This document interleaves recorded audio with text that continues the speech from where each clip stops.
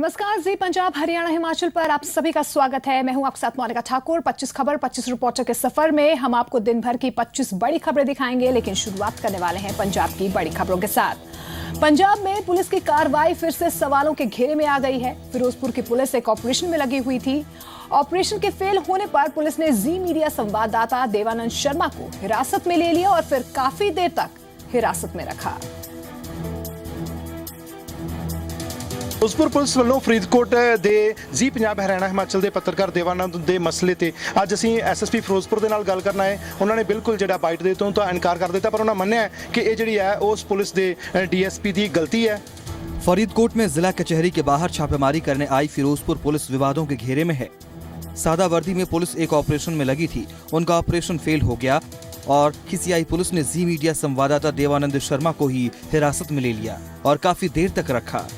मामले ने तूल पकड़ा तो फिरोजपुर के एसएसपी ने पुलिस टीम की गलती जरूर मानी, लेकिन कैमरे के सामने कुछ भी कहने से बचते रहे।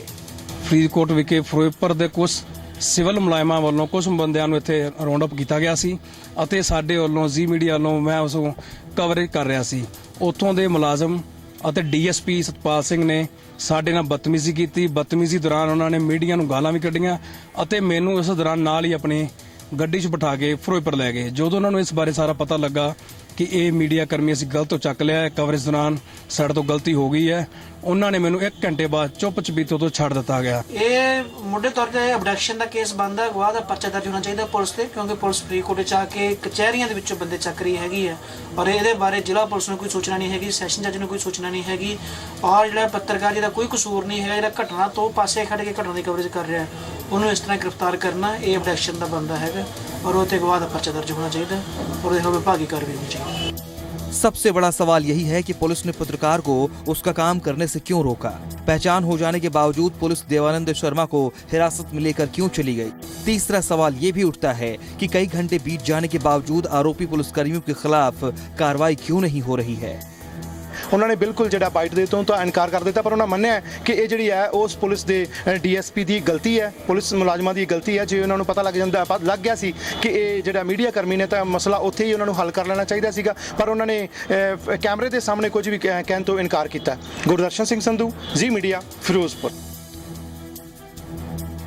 जी पंजाब हरियाणा हिमाचल ने पंजाब की जेलों की सुरक्षा को लेकर जो मुहिम चलाई हुई है, अब वो रंग लाती दिखाई दे रही है। हमने आपको दिखाया था कि फिरोजपुर की जेल में सुरक्षा की भारी कमी है, लेकिन हमारी खबर दिखाए जाने के बाद जवानों को वहां पर तैनात कर दिया गया है। फिरोजपुर जेल में सुरक्षा व्यवस्था के मद्देनजर लगाएगी जी पंजाब हरियाणा हिमाचल की खबर का बड़ा असर हुआ है। जी मीडिया की खबर का असर एक बार फिर से हुआ है। जी पंजाब हरियाणा हिमाचल की ओर से फिरोजपुर की केंद्रीय जेल की सुरक्षा की खामियों को उजागर किए जाने के बाद जेल प्रशासन चौकन्ना हुआ है और अब जेल की सुरक्षा में भी बढ़ोतरी हुई है। जी पंजाब हरियाणा हिमाचल ਵੱਲੋਂ ਖਬਰ ਨਸ਼ਰ ਕਰੀ ਜਾਣ ਤੋਂ ਬਾਅਦ ਕਿ ਜਿਹੜੀ ਫਿਰੋਜ਼ਪੁਰ ਕੇਂਦਰੀ ਜੇਲ੍ਹ ਹੈ ਉਹਦੀ ਸੁਰੱਖਿਆ ਕਿਹੋ ਜੀ ਹੈ, ਉਸ ਤੋਂ ਬਾਅਦ ਪੁਲਿਸ ਮੁस्तैद ਹੋਈ ਹੈ। पुलिस ने अपनी ਜਿਹੜੀ सिक्योरिटी ਵਧਾਈ है। जेल की सुरक्षा का फर्क अब आपको इन 2 तस्वीरों से दिखाते हैं। पहली तस्वीर 2 दिन पहले की है। यहाँ बंकर तो है, लेकिन पुलिसकर्मी तैनात नहीं था। दूसरी तस्वीर अब की है। जी मीडिया की ओर से खबर उठाए जाने के बाद बंकर में पुलिसकर्मी तैनात, जेल के मुख्य गेट पर ही नहीं बल्कि अब जेल के पिछली तरफ की ओर भी सुरक्षा के पुख्ता प्रबंध किए गए हैं।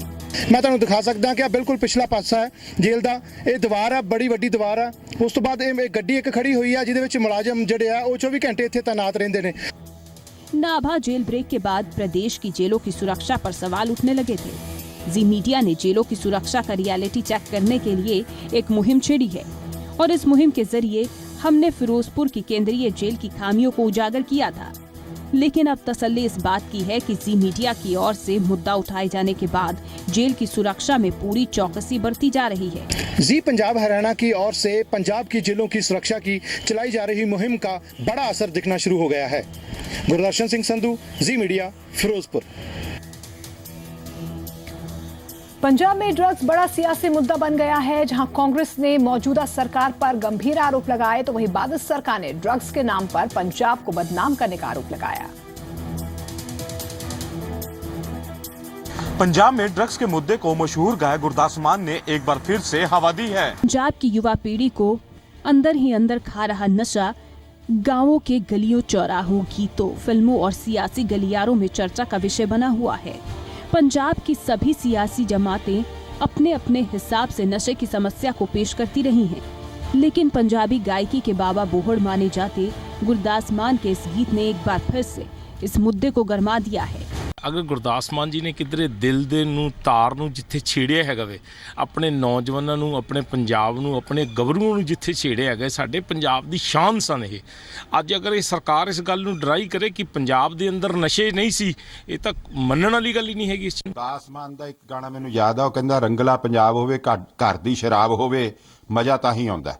मैं तो सुनिया हैगा 20 साल पहला गुरदास मान दा। गुरदास मान बड़ा रिस्पैक्टेड बंदा हैगा, ਜਿਹੜਾ ਵੀ ਕ੍ਰੀਏਟਰ ਹੈ ਉਹ ਲੋਕਾਂ ਨੂੰ ਕੀ ਪਾਉਂਦਾ ਹੈਗਾ ਉਹ ਗੱਲ ਕਰਦਾ ਹੈਗਾ, ਉਹਦੇ मीनिंग ਕੱਢਣ ਦਾ ਕੋਈ ਮਾਇਨਾ नहीं ਹੁੰਦਾ। पंजाब चुनावों में भी ड्रग्स इस बार एक बड़ा सियासी मुद्दा बना था। पुनीत प्रिंजा, जी मीडिया, चंडीगढ़। पंजाब में चुनाव के रिजल्ट अभी तक नहीं आए हैं, लेकिन रिजल्ट को लेकर बयानबाजी थम नहीं रही है। चुनाव से पहले और चुनाव के बाद भी सियासतदानों की ओर से विकास के बड़े बड़े दावे किए जा रहे हैं। जी पंजाब, हरियाणा, हिमाचल की टीम भी विकास की हकीकत जान रही है। जी मीडिया संवाददाता विमल कुमार ने रूपनगर के विकास का जायजा लिया और स्थानीय लोगों से बातचीत की। आज हम हैं रूपनगर विधानसभा हल्के में। बात करते हैं यहाँ के लोगों से कि इनके हल्के में कितना विकास हुआ है, और विकास हुआ है तो कितना हुआ है, अगर जो नहीं हुआ है तो क्या विकास होना चाहिए था। क्या नाम है जी आपका? मेरा नाम सतविंदर सिंह नंबरदार। सतविंदर सिंह जी, आपका जो रूपनगर विधानसभा हल्का है, आप पिछले 10 सालों में क्या देखते हैं कि कितना इसका विकास हुआ है? साढ़े रोपड़ हल्के विच बहुत सारा विकास होया। इस विच गलियां बहुत बणियां और पेंडू लैवल नाल पानी पद्धर ते बहुत वधिया सरकार ने सहूलतां दित्तियां, बहुत सुविधा सेंटर खोले गए। इस करके साडे एरिए च पिंडां आ शहरां च बहुत वधिया विकास होया। ਮੇਰੇ ਅਕੋਰਡਿੰਗ ਜੀ ਆਲ ਓਵਰ ਪੰਜਾਬ ਦੇ ਮੁਤਾਬਕ ਹੋਇਆ ਹੋਊਗਾ, ਬਟ ਸਾਡੇ ਰੋਪੜ ਦੇ ਵਿੱਚ ਨਹੀਂ ਹੋਇਆ ਜੀ। ਰੋਪੜ ਜਿੰਨੀ ਗੁਰਾਂ ਦੀ ਧਰਤੀ ਮੰਨੀ ਜਾਂਦੀ ਆ, ਸਾਡਾ ਹਲਕਾ ਆਨੰਦਪੁਰ ਸਾਹਿਬ ਆ, ਸਾਡੀ ਤਹਿਸੀਲ ਹੀ ਦੇਖ ਲਓ, ਇੱਥੇ ਜੇ ਵੀ ਪਿੱਛੇ ਕਿੰਨੇ ਮਾੜੇ ਹਾਲ ਨੇ, ਠੀਕ ਹੈ ਨਾ। ਸੜਕਾਂ ਦੀ ਲਾ ਲਓ, ਅੱਧੇ ਰੋਪੜ ਦੇ ਵਿੱਚ ਇਦਾਂ ਦੀਆਂ ਸੜਕਾਂ ਨੇ ਹਨਾ, ਜਿੱਥੋਂ ਬੰਦਾ ਲੰਘ ਵੀ ਨਹੀਂ ਸਕਦਾ। ਬੱਸ ਅੱਡਾ ਦੇਖ ਲਓ, ਵੈਸੇ ਤਾਂ ਅਸੀਂ ਉਹਨੂੰ ਨਵਾਂ ਕਹਿੰਦੇ ਆ, ਬਟ ਉਹਦੇ ਹਾਲਾਤ ਇਦਾਂ ਦੇ ਹੈ ਨਹੀਂ। हाँ, साड़ी ये खुशी है कि अगली सरकार नवी बने, अं चाहते हैं कि कांग्रेस बने तो वो विकास करे। सानू उम्मीद भी है कैप्टन साहब तो कि वो करनगे। नहीं जी, ये होया विकास तो इन्हां दा अपना ही होया, क्योंकि खड्डां दे रेता बजरी का जो लैंड माफिया सैंड माफिया सारा कुछ इन्हां दी गिरफ्त च है इस टाइम। कोई सड़क रोपड़ ते तुसीं मरिंडे जाओ, रोपड़ का सेंटर हैडकुआटर है, किते नूं चले जाओ, कोई तुहानूं सड़क नहीं बनी मिलूगी। उस तो बाद जे नशे की गल करिए तो मेरे ख्याल नाल तां दुध लैन जाना पै सकता वा, नशा घरे पहुँच रहा, बहुत बुरी हालत है। असी सिक्ख्या के बारे इन्ना डिग चुके, स्कूल जाओ, स्कूलों च मास्टर नहीं है, हस्पताल जाओ उत्थे डॉक्टर नहीं है, या डॉक्टर दा दवाइयां ने, दवाइयां हैं तो सीधियां छेतियां नूं बेच दिंदे आ, बहुत कुछ हो रहा। आपने देखा कि पिछले 10 सालों में रूपनगर हल्के की बात करें तो रूपनगर हल्के में कुछ लोगों का मानना है कि विकास हुआ है, और कुछ लोगों का कहना है कि यहाँ पे विकास नाम की कोई भी चीज़ नज़र नहीं आ रही। चाहे माइनिंग का मुद्दा ले ले, चाहे नशे का मुद्दा ले लो, यहाँ पे ये दो मुद्दे जो हैं लोगों को ये है कि ये सरकार जो है 10 साल में इसे हल नहीं कर पाई, और लोगों को उम्मीद है कि जो आने वाली नई सरकार है वो इसके बारे में कोई ठोस या सख्त कदम उठाएगी। कैमरामैन राकेश के साथ विमल कुमार, जी मीडिया। दिल्ली से गुरुद्वारा प्रबंधक कमेटी के चुनावों को लेकर दिल्ली से लेकर पंजाब तक सरगर्मियां बढ़ गई हैं। 26 फरवरी को दिल्ली सिख गुरुद्वारा मैनेजमेंट कमेटी के चुनाव होने जा रहे हैं और आरोप प्रत्यारोप का जो सिलसिला है वो जारी है। डीएसजीएमसी के चुनाव 26 फरवरी को होने हैं, लिहाजा चुनाव की तारीख जैसे जैसे नजदीक आ रही है, चुनावी सरगर्मियां तेज हो रही हैं। आरोप प्रत्यारोप का दौर शुरू हो गया है। सन्ना गुट की ओर से मौजूदा कमेटी पर भ्रष्टाचार के आरोप लगाए जा रहे हैं, जिस पर डीएसजीएमसी के अध्यक्ष पलटवार कर रहे हैं और इसे सरना की बौखलाहट करार दे रहे हैं।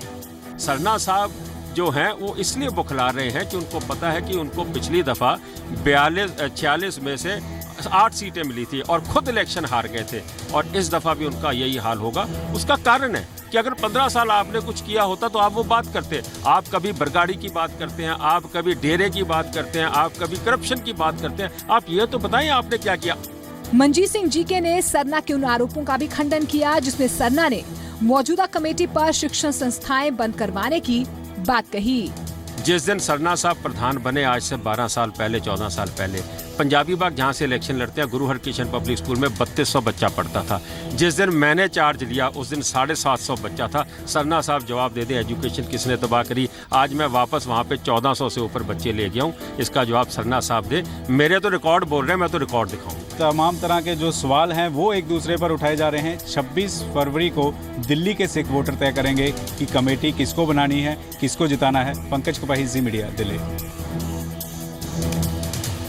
26 फरवरी को होने जा रहे दिल्ली सिख गुरुद्वारा प्रबंधक कमेटी के चुनावों में महिलाओं को पूरी तरह से नजरअंदाज कर दिया गया है। 1,87,400 महिला वोटर्स की भागीदारी वाले चुनाव में सिर्फ एक सीट महिला को दी गई है।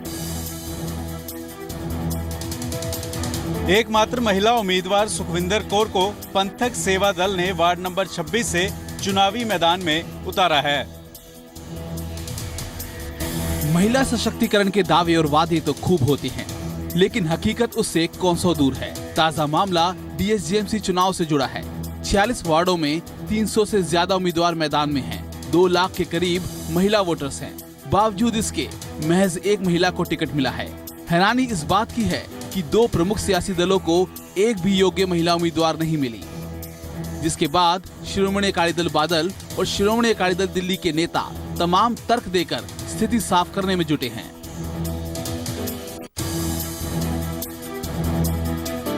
पर अजे भी डोमिनेटिंग मैन डोमिनेटिंग सोसाइटी आ।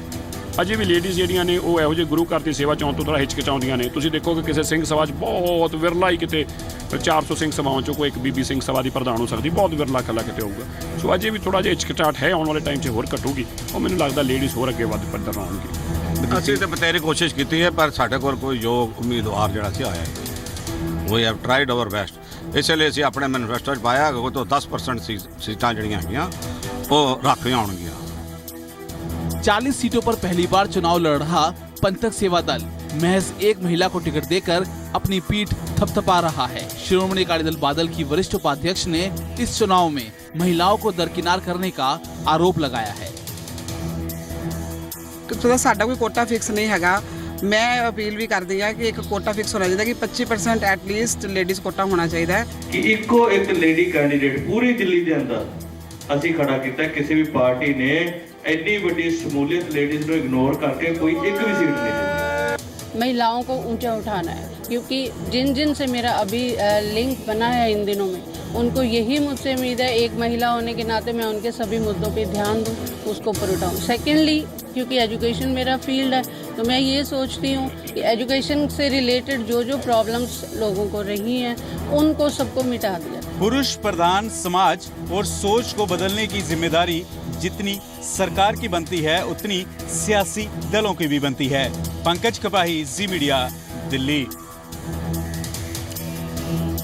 महिलाओं की मांग है कि डीएसजीएमसी चुनाव लड़ने वाले दलों को महिला उम्मीदवारों को मैदान में उतारना चाहिए। उनके लिए कोटा तय किया जाना चाहिए। डीएसजीएमसी चुनाव में सियासी दलों की ओर से नजरअंदाज की गई महिलाएं खुद के लिए निश्चित कोटा चाहती हैं ताकि महिलाओं से जुड़ी समस्याओं को उचित मंच पर उठा सके। एक देखना चाहिए कि महिलाओं को टिकट नहीं मिली, तो लगता महिलाओं को टिकट मिली बिल्कुल मिलनी चाहिए। ਇਹ ਬਹੁਤ ਗਲਤ ਹੈਗਾ ਕਿ ਅਸੀਂ ਵੀ ਦੇਖ ਰਹੇ ਹਾਂ ਕਿ ਕਿਸੇ ਵੀ ਮਹਿਲਾ ਕੈਂਡੀਡੇਟ ਨੂੰ ਸੀਟ ਨਹੀਂ ਮਿਲੀ ਤੇ ਅਸੀਂ ਉਸ ਤੇ ਅਸੀਂ ਇਹ ਗੱਲ ਬਿਲਕੁਲ ਕਹਿਣਾ ਜਾ ਰਹੇ ਸੀ ਬਈ ਮੇਰੀਆਂ ਸਮੱਸਿਆ ਹੈਗੀਆਂ ਨੇ ਕਿ ਲੇਡੀਜ਼ ਨੂੰ ਵੋਟ ਜ਼ਰੂਰ ਮਿਲਣੀ, ਟਿਕਟ ਮਿਲਣੀ ਚਾਹੀਦੀ ਹੈ। ਲੇਡੀਜ਼ ਦੇ ਨਾਲ ਲੇਡੀਜ਼ ਦੁੱਖ ਸੁੱਖ ਕਰ ਲੈਂਦੀ ਹੈ। ਘਰ ਦੀ 36 ਪ੍ਰੋਬਲਮਾਂ ਹੁੰਦੀਆਂ ਹੈਗੀਆਂ ਨੇ, ਬੱਚਿਆਂ ਦੀ ਤਰਫੋਂ ਦੀ, ਆਦਮੀ ਦੀ ਤਰਫੋਂ ਦੀ, ਕੋਈ ਜੈਂਟਸ ਨਾਲ ਨਹੀਂ ਗੱਲ ਕੀਤੀ ਜਾਂਦੀ ਹੈਗੀ। ਘਰ ਦੇ ਦੁੱਖ ਸੁੱਖ लेडीज और लेडीज ही सुन सकती है कि कमेटी की जो चुनाव होने जा रहे हैं उसमें 25% महिलाओं का भी कोटा होना चाहिए। ये हमारा एक मुद्दा है। ये लेडीज़ के कारण ही तो सब कुछ है। जब लेडीज़ के पूछोगे नहीं आप तो लेडीज़ कैसे करेगी काम, इसलिए लेडीज़ को देना बहुत ज़रूरी है। किसी भी पार्टी ने नहीं दी, गलत नहीं, गलत हैगा और होनी चाहिए सी, देनी चाहिए सी इन्होंने। ਤੁਹਾਨੂੰ ਲੱਗਦਾ ਮਹਿਲਾਵਾਂ ਨੂੰ ਟਿਕਟ ਦਿੱਤੀ? ਹਾਂਜੀ ਬਿਲਕੁਲ ਲੇਡੀਜ਼ ਨੂੰ ਦੇਣੀ ਚਾਹੀਦੀ ਸੀ ਟਿਕਟ, ਕਿਉਂਕਿ ਲੇਡੀਜ਼ ਤੋਂ ਬਗੈਰ ਵੀ ਕੋਈ ਕੰਮ ਨਹੀਂ ਪੂਰਾ ਹੋ ਸਕਦਾ। ਅਸੀਂ ਜਿਵੇਂ ਅੱਜ ਕੱਲ੍ਹ ਜੇ ਨਸ਼ੇ ਹੈਗੇ ਨੇ ਜਿਹੜੇ ਰੋਕਣੇ ਚਾਹੀਦੇ ਨੇ, ਉਹ ਰੋਕਣ ਵਾਸਤੇ ਇਸ ਲਈ ਕਹਿੰਦੇ ਪਾਰਟੀ ਅੱਛੀ ਆਣੀ ਚਾਹੀਦੀ ਜੋ ਹੈ, ਔਰ ਪੜ੍ਹਾਈ ਦੇ ਉੱਪਰ ਬੱਚਿਆਂ ਦੇ ਸਭ ਕੁਝ ਹੋਣਾ ਚਾਹੀਦਾ। ਅਸੀਂ ਵੀ ਇਹੀ ਚਾਹੁੰਦੇ ਹਾਂ ਕਿ ਬੱਚੇ ਜਿਹੜੇ ਨੇ ਸਾਡੇ ਜਿਹੜੇ ਆਉਣ ਵਾਲੇ ਜਨਰੇਸ਼ਨ ਹੈ, ਯੰਗ ਜਨਰੇਸ਼ਨ, ਉਹਨਾਂ ਵਾਸਤੇ ਕੁਝ ਅੱਛਾ ਕਰਨਾ ਚਾਹੀਦਾ, ਜਿਸ ਤਰ੍ਹਾਂ ਉਹਨਾਂ ਨੂੰ ਅੱਗੇ ਵਾਸਤੇ ਇੰਸਟੀਚਿਊਟ ਚੱਲਣ, ਉਹਨਾਂ ਵਾਸਤੇ ਅੱਛੇ मतलब कुछ इस तरह जॉब वगैरह होन, कोर्सेज वगैरह होन कि बच्चे अगे ਵਧਣ। मैं चाहनी हाँ कि लेडीज़ वास्ते इन्होंने कोई कॉलेज ही स्टार्ट करना चाहिए। लेडीज़ वास्ते कोई भी कॉलेज नहीं है साढ़े वैस्ट जोन च, दे शुड डू दैट। नशियां ਦੀ ਤਰਫ ਪੂਰਾ ਧਿਆਨ ਦੇਣਾ ਚਾਹੀਦਾ। ਅੱਜ ਕੱਲ ਬੱਚੇ ਨਸ਼ਿਆਂ ਵਾਲੇ ਪਾਸੇ ਜ਼ਿਆਦਾ ਜਾ ਰਹੇ ਆ, ਔਰ ਬੱਚੇ ਪੜ੍ਹਾਈ ਪੂਰੀ ਆਪਣੀ ਪੜ੍ਹਾਈ ਦਾ ਪੂਰਾ ਧਿਆਨ ਦੇਣਾ ਚਾਹੀਦਾ ਹੈ। ਬੱਚੇ ਪੜ੍ਹ ਨਹੀਂ ਪਾਉਂਦੇ, ਉਹਨਾਂ ਨੂੰ ਸਕਿੱਲ ਡਿਵੈਲਪਮੈਂਟ ਦੇ ਅਲੱਗ-ਅਲੱਗ ਕੋਰਸਿਸ ਦਾ ਕੋਈ ਇੰਸਟੀਚਿਊਟ ਐਸਾ ਦੇ ਖੋਲ੍ਹਣੇ ਚਾਹੀਦੇ ਜਿੱਥੇ ਆਪਣੇ ਗਰੀਬ ਬੱਚੇ कोई कोर्स करके कोई अच्छी जॉब कर सकन और अपने पैरों पे खड़े हो सकें। महिलाएं खास तौर पर युवाओं को नशे से दूर रखने, शिक्षा से जुड़े मुद्दे और गरीब बच्चों के उत्थान की खातिर काम करना चाहती हैं।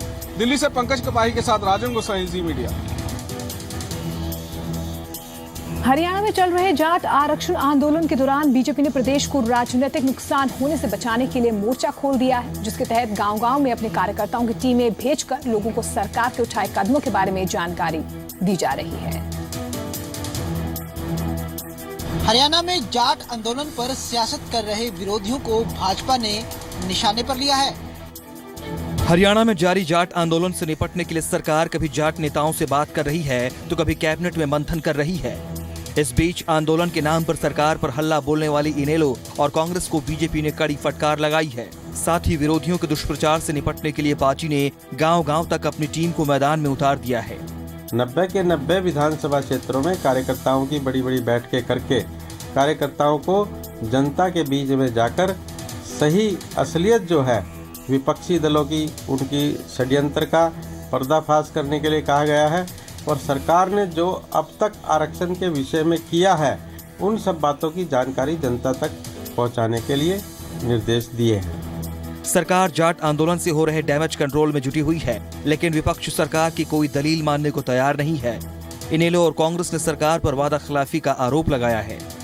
भाजपा इस मुद्दे पे भाजपा की कोई रणनीति इसलिए कामयाब नहीं होने वाली है क्योंकि भारतीय जनता पार्टी ही इस मुद्दे पे कटघरे में खड़ी है। कांग्रेस का जहाँ तक ताल्लुक है वो हमेशा आरक्षण की पक्ष धर रही है। कांग्रेस के ज़माने में ही जाट समुदाय को आरक्षण मिला और ये जब कोर्ट में यदि भारतीय जनता पार्टी की तरफ से जो एफिडेविट दिया वो सही होता तो ये मुद्दा खत्म हो गया होता और आरक्षण मिल चुका होता। प्रदेश को जलवाया इसलिए क्योंकि भारतीय जनता पार्टी चाहती थी, वरना जो बात 23 फरवरी को बोली तो वो 18 फरवरी को बोली जा सकती है।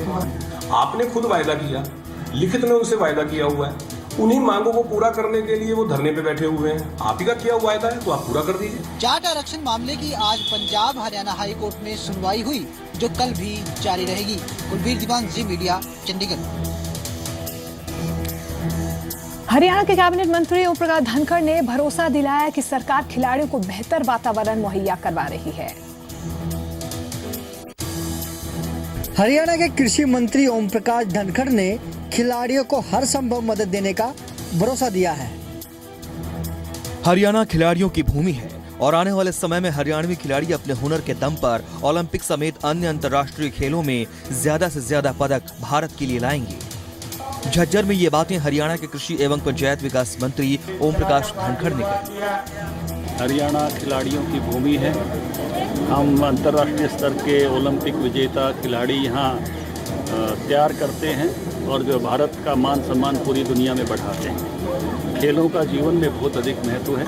राष्ट्रीय एकता, एकात्मता को मजबूत करते हैं और समाज में अच्छाई को बढ़ाते हैं। मौका था पटना में आयोजित 65वें अखिल भारतीय पुलिस खेल स्पर्धा में 80 किलोग्राम भार वर्ग की ग्रीको रोमन कुश्ती स्पर्धा में कांस्य पदक जीतने वाले गांव बाड़सा निवासी अनिल पहलवान को सम्मानित करने का।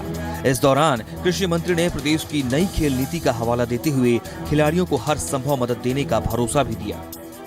हरियाणा सरकार ने 1-1 करोड़ की कुश्ती और कबड्डी शुरू कराई है। हरियाणा सरकार ने खिलाड़ियों के इनाम 6-6 करोड़ तक किए हैं। हरियाणा सरकार ने नई खेल नीति बनाई है और खेलों को बहुत आगे तक ले जाना ये हरियाणा सरकार का सपना है कि हमारे बहुत सारे खिलाड़ी ओलंपिक तक पहुँचे, विजयी होकर आएँ और उसके लिए जो भी कर सकती है सरकार उस सारे कामों को बढ़ावा देने में लगी हुई है। ओम प्रकाश धनखड़ ने खेल को जीवन का अहम हिस्सा बताते हुए आपसी सौहार्द का भी परिचायक बताया है। कैमरा पर्सन सोनू धनखड़ के साथ संजीत खन्ना, जी मीडिया। चुनावी साल में हिमाचल प्रदेश में चार्जशीट पर राजनीति जमकर गरमा रही है। हिमाचल बीजेपी की मांग को सीपीआईएम ने दिवालियापन करार दिया है, जबकि मुख्यमंत्री वीरभद्र सिंह ने भी इस मामले पर पलटवार किया है। हिमाचल की ठंडी वादियों में सियासत का पारा धीरे धीरे बढ़ने लगा है। इस बार बीजेपी ने ऐसी मांग कर डाली जिन्हें सुनकर सूबे के सीएम वीरभद्र सिंह भड़क गए। दरअसल बीजेपी ने राज्य की कांग्रेस सरकार के खिलाफ एक चार्जशीट तैयार की है, जिसमें कांग्रेस सरकार के मंत्रियों पर करप्शन के आरोप लगाए हैं। अब बीजेपी की मांग है कि वीरभद्र सरकार इस चार्जशीट में लगे आरोपों की जांच की सिफारिश सीबीआई से करे। उधर सीएम वीरभद्र सिंह का कहना है कि बीजेपी की चार्जशीट फाड़कर कूड़ेदान में फेंकने के लायक है। हमने चार्जशीट दी है इस सरकार के खिलाफ, पिछले 4 साल में इन्होंने क्या किया है उसकी हम चाहेंगे कि उसकी जो है वो उसके ऊपर चर्चा करें ये सदन में, और उसके लिए चर्चा ही ना करें, उसकी इन्वेस्टिगेशन करें। गवर्नर से जो है सरकार को वो चला गया है, तो ये भेजें इस को सीबीआई को कि इसके ऊपर जो है इंक्वायरी की जाए। अगर ये सच्चे हैं तो दूध का दूध पानी का पानी हो जाएगा। इस प्रकार करें इस बात। कुछ नहीं, जो उनके चार्जशीट है I throw it in the dustbin. अगर उन्होंने कोई कार्रवाई करनी है करे, बेहुदा और बातें हैं जो तथ्यों पर आधारित नहीं है और जिसके खिलाफ आरोप लगाए हैं, लेट देम आंसर देमसेल्व्स। उधर चार्जशीट के बहाने नूरा कुश्ती लड़ रही कांग्रेस और बीजेपी पर सीपीआईएम ने चुटकी ली है। हालांकि चार्जशीट में लगाए आरोपों को सही भी ठहरा रही है। ये चार्जशीट के ड्रामा से बाहर आना चाहिए, क्योंकि कांग्रेस ने भी चार्जशीट बनाई थी बीजेपी के खिलाफ। एक भी इनफैक्ट सीपीएम चलाती रही कि अरे भाई अपनी चार्जशीट को देखो, किसी को तो अरेस्ट करो। कांग्रेस ने किसी को कुछ नहीं किया, कुछ कार्रवाई नहीं की। और अब बीजेपी ने चार्जशीट बनाई है, वो भी सिर्फ एक they are playing to the calories, actually वो लोगों को दिखाने के लिए है। सीएम वीरभद्र सिंह के मुताबिक बीजेपी अपनी चार्जशीट में जिन लोगों पर आरोप लगा रही है वो खुद इसका जवाब देंगे। इसका सरकार से कोई लेना देना नहीं है। मोहित प्रेम शर्मा, जी मीडिया, शिमला। हिमाचल प्रदेश में होमगार्ड के जवान अपने वेतन को लेकर परेशान हैं। हालांकि हिमाचल हाई कोर्ट होमगार्ड के जवानों को कांस्टेबल के बराबर वेतन दिए जाने का आदेश दे चुका है। हिमाचल हाई कोर्ट सूबे में तैनात होमगार्ड के जवानों को कांस्टेबल के बराबर वेतन दिए जाने के आदेश दे चुका है। अकेले हमीरपुर जिले में 225 के करीब होमगार्ड के जवान तैनात हैं। खाकी वर्दी पहनकर गृह रक्षक समाज की सेवा तो खूब कर रहे हैं, लेकिन अपना घर चलाने की खातिर पैसों के लाले पड़ गए हैं।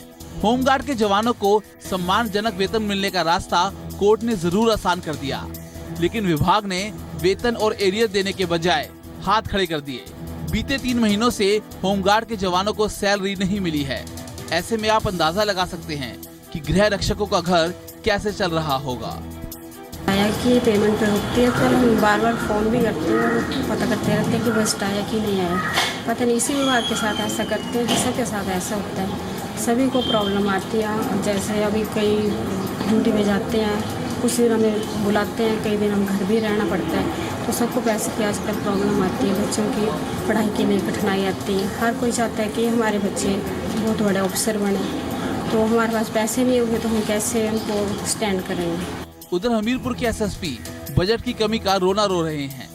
उन्होंने बताया कि पे स्केल रिवाइज होने के चलते समस्या पैदा हुई है, और इसके अलावा बजट की कमी होने के कारण ये मैटर जो है हमने पुलिस मुख्यालय से टेकअप किया है, और अभी हाल ही में पिछले हफ्ते ही जो है मैटर लिखा गया है, क्योंकि इस हेड में हमारे पास पैसे की थोड़ी शॉर्टेज है। तो जैसे ही पैसा आता है इनकी सैलरी जो है वो क्लियर कर दी जाएगी। बजट की कमी का हवाला देकर पुलिस महकमा होमगार्ड के जवानों की मुश्किल से पल्ला नहीं झाड़ सकता।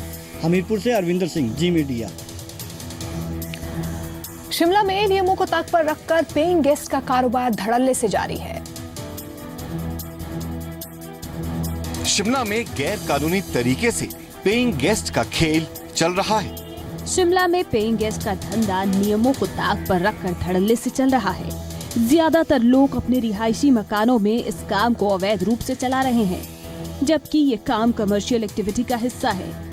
यानी कि अगर कोई पेइंग गेस्ट का काम शुरू करता है तो इसके लिए उसे नगर निगम को जानकारी देना बेहद जरूरी है। नियमों के मुताबिक पेइंग गेस्ट सिर्फ व्यावसायिक परिसरों में ही होना चाहिए और इसके लिए बिजली और पानी के मीटर भी व्यावसायिक दरों पर ही इस्तेमाल किया जाना जरूरी होता है। इसके अलावा रिहायशी मकान में निगम की door to door garbage collection योजना जैसी कई अन्य योजनाओं की दरें भी कमर्शियल रेट पर होनी चाहिए, लेकिन शिमला में इन नियमों का पालन नहीं हो रहा है।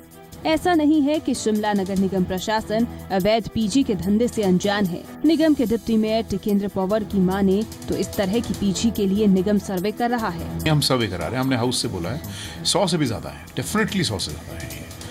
और आप तो हैरान होंगे, हमारी तो इन्फॉर्मेशन ये है होटल भी पीजी में चल रहे हैं। मैं आपको बता सकता हूँ रिज पर ऐसे कई होटल्स हैं जिन्होंने होटल को कन्वर्ट करके पीजी चला दिया है। हाँ, सर्वे के बाद और अगर प्रॉपर्टी टैक्स नहीं दिया है तो पेनल्टी हैवी होगी, फिर तो पेनल्टी के साथ ही होगा, फिर पेनल्टी हैवी होगी। अवैध रूप से चल रहे इस कारोबार पर शिकंजा कसने के लिए नगर निगम ने नए मसौदे की जरूरत पर जोर दिया है। मोहित प्रेम शर्मा, जी मीडिया, शिमला।